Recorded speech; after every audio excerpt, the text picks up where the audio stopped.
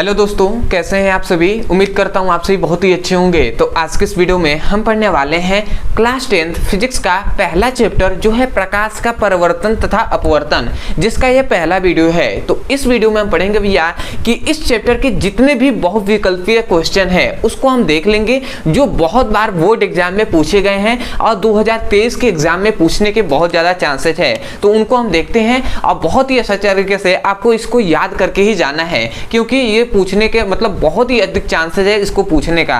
तो चलिए हम एक एक करके देखते हैं। तो सबसे पहला आता है कि भैया कांच का अपवर्तनांक अधिक होता है, मतलब कांच में किसका अपवर्तनांक, किस रंग का अपवर्तनांक सबसे अधिक होता है। तो लाल रंग के लिए अपवर्तनांक सबसे अधिक होगा कांच में, या हरे रंग के लिए अपवर्तनांक होगा, या बैगनी रंग के लिए, या पीले रंग के लिए। ये बहुत बार क्वेश्चन पूछा गया है, ठीक है, लगभग 2 या 3 बार पूछा गया है। एनसीईआरटी का क्वेश्चन है, तो इसमें याद रखेंगे जो बैगनी रंग के लिए क्या होता है, कांच का अपवर्तनांक क्या होता है, अधिक होता है। किसके लिए भैया, बैगनी रंग के लिए, ठीक है। तो आशा करते हैं पहला आपको पॉइंट्स याद हो गया होगा, इसको याद करके ही जाइएगा।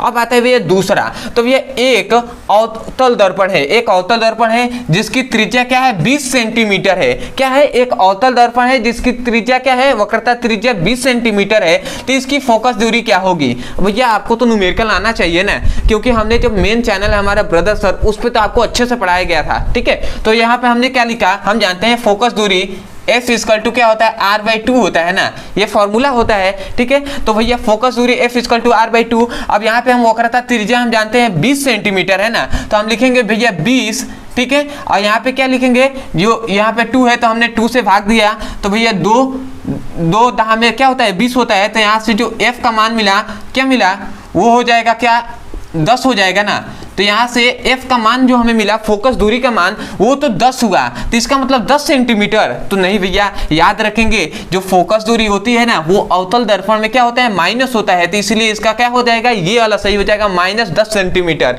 ठीक है। तो आशा करते हैं आप समझ गए होंगे। आते हैं हम तीसरे अपने टॉपिक। तीसरा याद रखेंगे कि जो उत्तल दर्पण से बनने वाला जो प्रतिबिंब की प्रकृति कैसी होती है।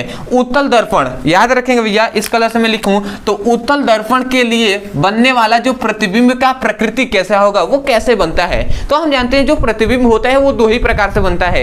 एक है भैया सीधा, यदि वास्तविक होगा तो वो उल्टा बनेगा, याद रखेंगे, वास्तविक होगा तो वो उल्टा बनेगा, और जो आभासी होगा वो सीधा बनेगा। तो 2 ही प्रकार से हो सकते हैं। तो यदि हम देखते हैं तो वास्तविक, हमने कहा वास्तविक होगा तो वो उल्टा होगा, तो वास्तविक उल्टा, तो ये तो सबसे पहले तो ये तो होगा ही नहीं, ठीक है। दूसरा याद रखेंगे आभासी वो सीधा, मतलब हमने कहा था आभासी होगा तो वो सीधा होगा, तो ये हो सकता है, ठीक है, क्योंकि ये प्रतिबिंब बनता है इस प्रकार, ठीक है। आभासी उल्टा तो हो ही नहीं सकता, क्योंकि आभासी सीधा होता है, तो ये भी नहीं हो सकता, ठीक है। उसका बाद वास्तविक उल्टा, ये हो सकता है, ठीक है, इसमें चांसेस है, क्योंकि 2 ही प्रकार से प्रतिबिंब बनता है, एक है वास्तविक एवं आभासी एवं सीधा, या वास्तविक एवं उल्टा। तो हम जानते हैं भैया कि जो उत्तल दर्पण होता है ना, याद रख लेंगे आप, यदि नहीं पता है तो याद रखेंगे, उत्तल दर्पण के लिए जो क्या होता है, प्रतिबिंब की प्रकृति होती है वो आभासी एवं सीधा होता है, आभासी एवं सीधा, ठीक है। याद रखेंगे उत्तल दर्पण के लिए, क्योंकि ये क्या करता है, उत्तल दर्पण के पीछे ना प्रतिबिंब बनता है,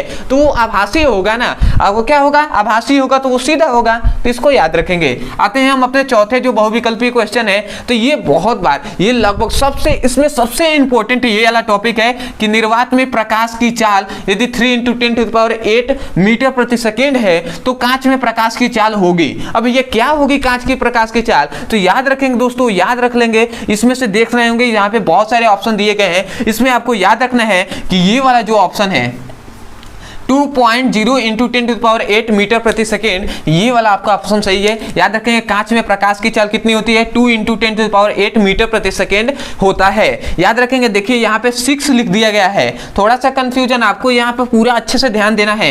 कभी कभी 6 लिख देगा तो आप तुरंत ऐसे देखेंगे 2 तो तुरंत मार देंगे तो गलत हो जाएगा। कभी कभी क्या करता है, मीटर ऐसा लिख देगा, यहाँ पे 8 ही लिखेगा, जैसे एक थोड़ा मिटका दे रहा हूँ, यहाँ पे 8 ही लिखेगा, ठीक है, और यहाँ पे सेकेंड स्क्वायर कर देगा। तो आपने तो देखा 2.0 × 10⁸ मीटर प्रति सेकेंड। अब यहाँ पे मात्रक पर भी ध्यान देना है कि मीटर प्रति सेकेंड ही होता है, इसलिए नहीं होगा, ठीक है ना। तो आशा करते हैं समझ में आया होगा। तो याद रखेंगे 2.0 × 10⁸ मीटर प्रति सेकेंड इसका क्या होता है, कांच में प्रकाश की चाल होती है।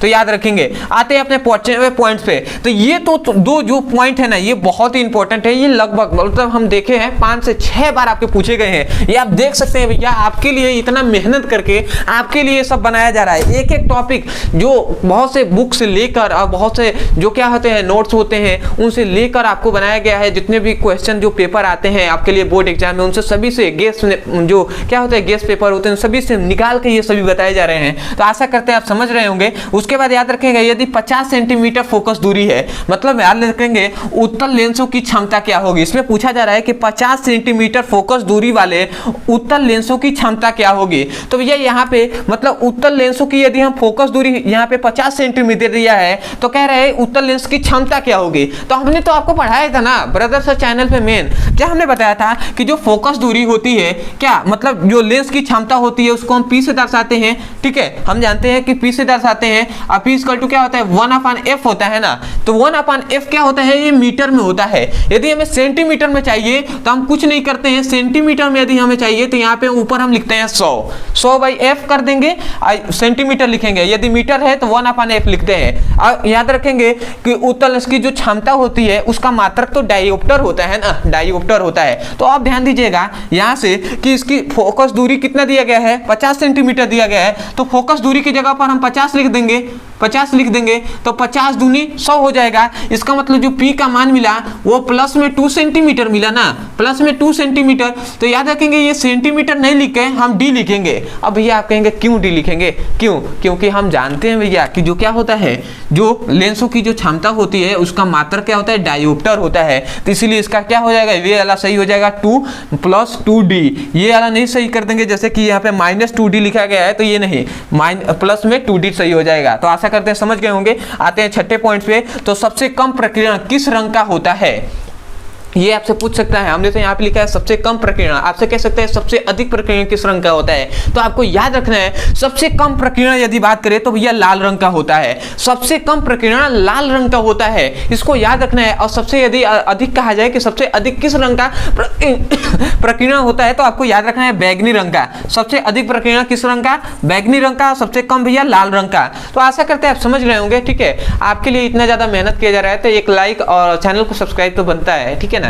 और आप अगर चैनल को सब्सक्राइब कर लेंगे तो सबसे ज्यादा बेहतरीन ये बात होगी कि जितने भी आपको जितने भी इंपॉर्टेंट टॉपिक है सभी चैप्टर वाइज पढ़ाए जाएंगे, फिजिक्स केमिस्ट्री या बायोलॉजी के। तो आपको बेहतरीन तरीके से याद हो जाएगा, सभी टॉपिक को आप जान पाएंगे। और मैं आपको विश्वास दिलाता हूं कि यदि आप हमारे चैनल से जुड़े और हमें से एक एक करके आप पढ़ाई करना चालू कर दिए तो भैया यूं ही आपको पूरा मतलब 80% या 90%, मैं ऐसा नहीं कर सकता, आपके मेहनत के ऊपर है, परंतु मैं कोशिश करूंगा कि आपको अच्छे से अच्छा आपको यहाँ पे जो क्वालिटी है वो प्रोवाइड कराया जाए, ठीक है। तो आशा करते हैं आप समझ गए होंगे। अगला आता है हमारा कि याद रखेंगे समतल दर्पण की फोकस दूरी होती है। अब भैया समतल दर्पण की फोकस दूरी कहाँ पे होती है, यहाँ पे लिखा है अनंत पर, यहाँ पे 2F पर या F पर या F तथा C के बीच। तो याद रखेंगे भैया समतल दर्पण एक ऐसा क्या है, दर्पण है जिसका फोकस दूरी क्या होता है भैया, अनंत पर होता है। इसको याद रखेंगे अनंत पर होता है। कहाँ पर भैया, समतल दर्पण की फोकस दूरी अनंत पर होता है। तो आशा करते हैं दोस्तों आपको अच्छे समझ में आ गया होगा। तो मैं यही कहूँगा आपके लिए बहुत ज्यादा मेहनत करके बनाया गया है। तो मैं यही कहूँगा यदि आपको समझ में आया तो सबसे पहले तो चैनल को सब्सक्राइब कर दीजिएगा, क्योंकि आप भी देख सकते हैं चैनल पर उतने ज्यादा सब्सक्राइबर नहीं है, आपकी सपोर्ट की जरूरत है। तो सबसे पहले तो चैनल को सब्सक्राइब कर दीजिएगा।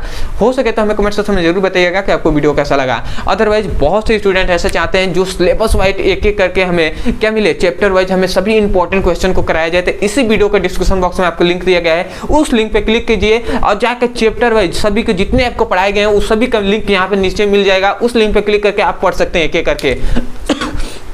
थोड़ा सा मैं बता दूं कि भैया कैसे पढ़ना है। तो मान लेते हैं ये प्रकाश का परिवर्तन तथा अपवर्तन चैप्टर है, तो इसमें हम 4 भागों में पढ़ेंगे। सबसे पहले तो हम पढ़ेंगे बहुविकल्पी क्वेश्चन, सबसे पहले आ जाएगा बहुविकल्पी ऑब्जेक्टिव टाइप क्वेश्चन। उसके बाद हम पढ़ेंगे अति लघु उत्तरी प्रश्न, ठीक है। उसके बाद तीसरा इसका पार्ट बनेगा, तो तीसरे में पढ़ेंगे लघु उत्तरी प्रश्न, और चौथा पार्ट बनेगा जिसमें हम दीर्घ उत्तरी प्रश्न पढ़ेंगे।